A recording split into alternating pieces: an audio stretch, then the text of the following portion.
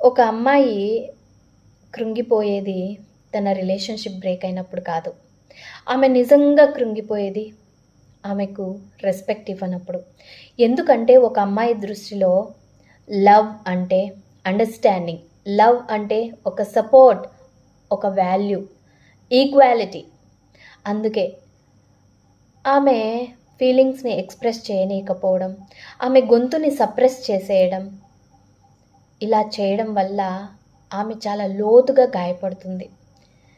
అలా గాయపడినప్పుడు ఆమె subconscious mind ఒక మెసేజ్ పంపిస్తుంది.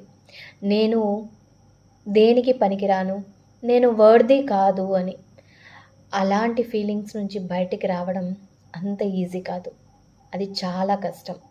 అందుకే ప్రతి వుమెన్‌ని ప్రతి ఇంట్లో రెస్పెక్ట్ ఇవ్వండి.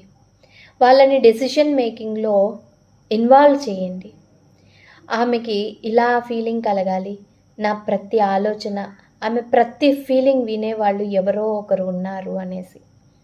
ఎందుకంటే ఒక అమ్మాయికి లవ్ అంటే ఒక సపోర్ట్, లవ్ అంటే ఒక రెస్పెక్ట్, లవ్ అంటే ఆమెకిచ్చే వాల్యూ, ఆమెని అండర్‌స్టాండ్ చేసుకోవడం.